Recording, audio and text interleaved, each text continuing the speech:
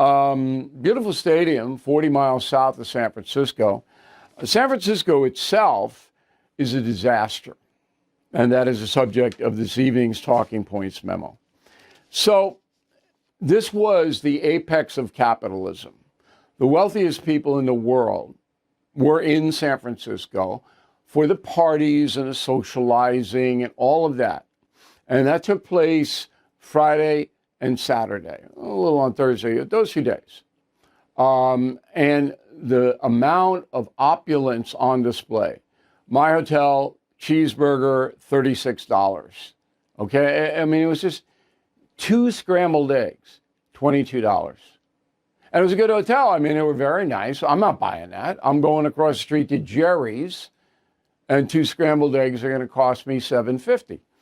Okay? It's not that I can't afford it. I don't care. I wasn't even paying for it. All right, News Nation hired me to do a mammoth special on the collapse of San Francisco. So they pay for it, but I'm not going to do it. But that's capitalism. So everybody knew the wealthy were pouring into town. At the same moment, the wealthy are walking around, going to the parties, the soirees. Less than a mile away, the lowest, most appalling public situation in America, the Tenderloin District of San Francisco. Looks like India.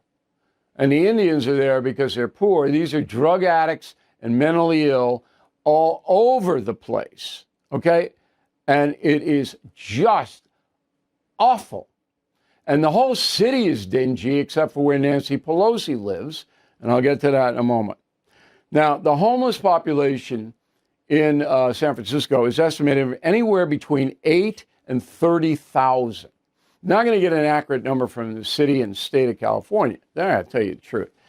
And it's very hard to pin it down because it goes in and it goes out, and there are homes, if you want to call them that are available to these people if they want them, and most of them don't because they're so dangerous.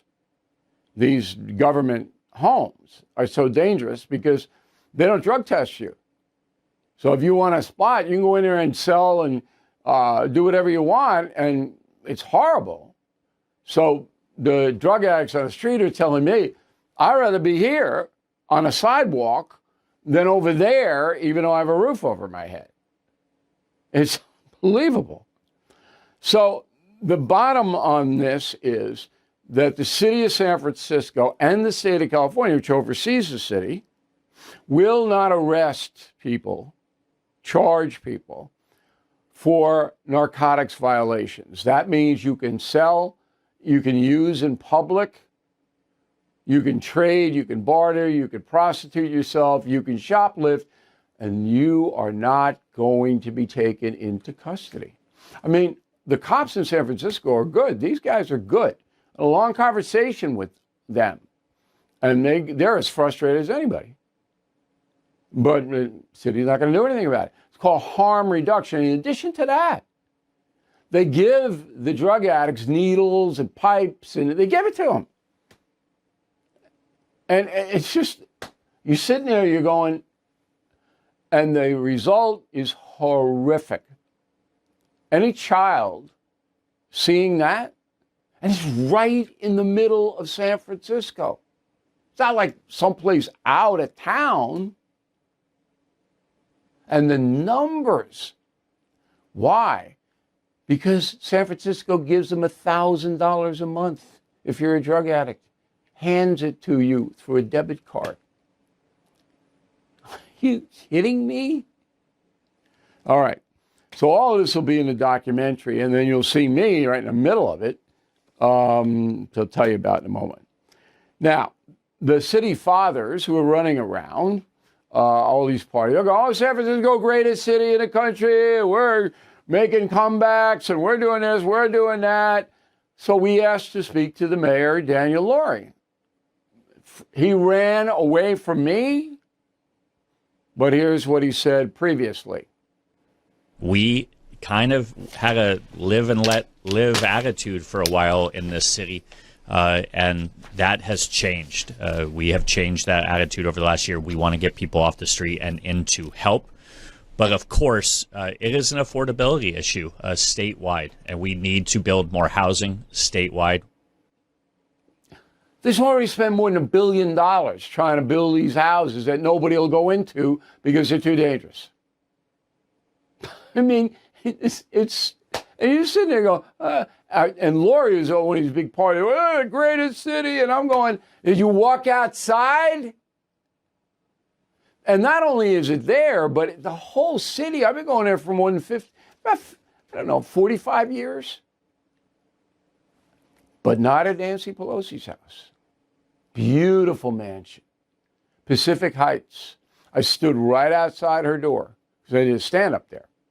I saw her twice, she ran.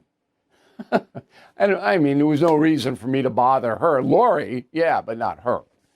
Although she's partly responsible for this. Anyway, back to the wealthy people. They are walled off from all this. So when they were asking me, okay, what are you doing here beside the Super Bowl? I go, we should do a documentary on the collapse of social order in San Francisco. It's like, most of them aren't from San Francisco and they don't care, but it's like, oh, okay. And this is capitalism. The highest of the high. You couldn't have more money than these people have. Tim Cook was there, head of Apple. I mean, the richest guys were there. You couldn't have more money. And then the lowest of the low, right within walking distance. Now, people think that's evil, but it's really not evil. Because the only way out of the low is to use capitalism to lift yourself out. Now, these poor drug addicts, they're going to die, most of them.